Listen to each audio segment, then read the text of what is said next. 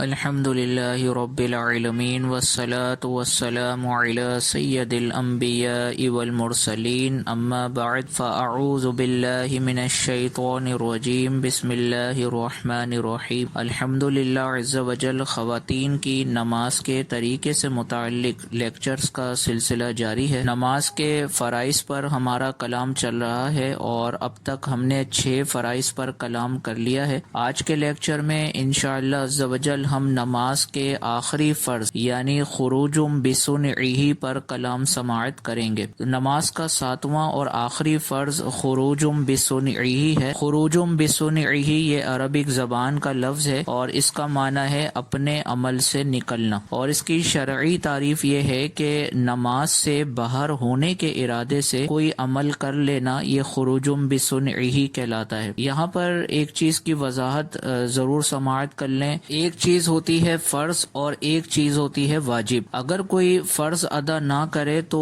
نماز سرے سے ہوگی ہی نہیں، اور اگر کوئی واجب ترک کر دے تو اس صورت میں نماز تو ہو جائے گی، البتہ چونکہ اس نماز کے اندر ایک کمی ہوتی ہے، لہٰذا یا تو آخر میں اس کو سجدہ سہو کرنا ہوگا، یا پھر اگر سجدہ سہو نہیں کیا تو اس نماز کو دوبارہ دہرانا ہوگا۔ تو خروج بسنعہ کے حوالے سے وضاحت یہ ہے کہ اگر کوئی نماز سے باہر ہونے کے ارادے سے کوئی بھی عمل کر لیتا ہے، کوئی بھی ایسا عمل کر لیتا ہے جو نماز کے خلاف ہے، تو اس صورت میں نماز کا فرض خروج بسنعہ پر عمل ہو جائے گا۔ اس خروج بسنعہ کے فرض کو مثال سے سمجھنے کی کوشش کریں۔ مثال کے طور پر اگر کوئی شخص نماز کی آخری رکعت میں ہے اور اب وہ نماز ختم کرنا چاہتا ہے، تو اگر وہ کوئی ایسا عمل کر لیتا ہے کہ جس کو کرنے کے پیچھے اس کا ارادہ یہ ہو کہ میں یہ عمل اس لیے کر رہا ہوں تاکہ میں نماز سے باہر ہو جاؤں، تو یہ عمل اس کا خروج بسنعہ کہلائے گا۔ تو اگر وہ یہ عمل کر لے گا تو اس صورت میں وہ نماز سے باہر ہو جائے گا۔ مثال کے طور پر اگر کوئی شخص نماز کی آخری رکعت میں ہے اور اب وہ چاہتا ہے کہ میں نماز سے باہر ہوں، اور اس نے نماز سے باہر ہونے کے ارادے سے کسی سے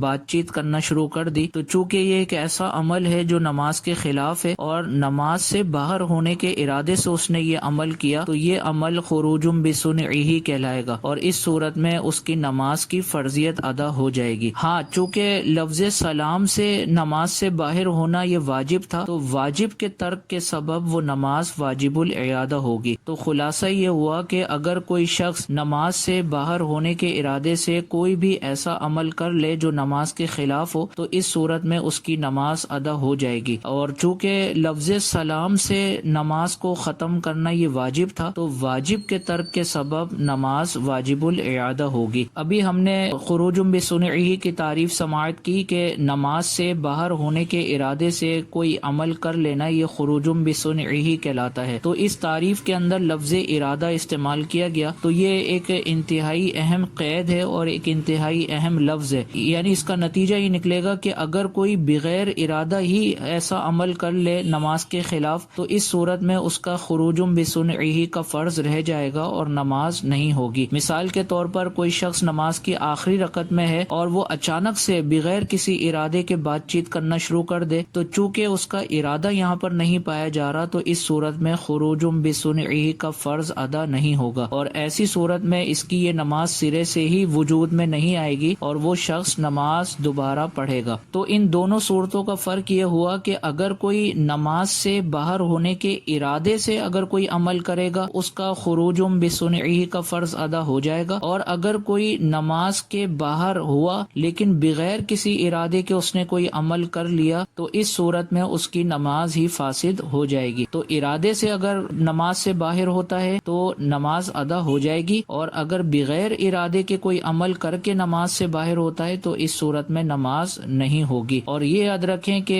لفظ سلام سے نماز سے باہر ہونا یہ واجب ہے، لہٰذا اگر کسی نے لفظ سلام کے علاوہ کوئی اور عمل کر لیا کہ جس کے سبب وہ نماز سے باہر ہوا، تو چونکہ لفظ سلام سے نماز سے باہر ہونا واجب تھا، تو واجب کے ترک کے سبب اس شخص پر نماز واجب الاعادہ ہوگی۔ تو امید ہے کہ خروج بسنعہ سے متعلق ضروری مسائل آپ بہنوں کو سمجھ میں آ گئے ہوں گے۔ اللہ عز و جل کی بارگاہ میں دعا ہے کہ اللہ عز و جل ان مسائل کو بغور بار بار سننے اور سن کر سمجھنے اور آگے پھیلانے کی توفیق عطا فرمائے۔ آمین بجاہ النبی الامین صلی اللہ تعالی علیہ وسلم۔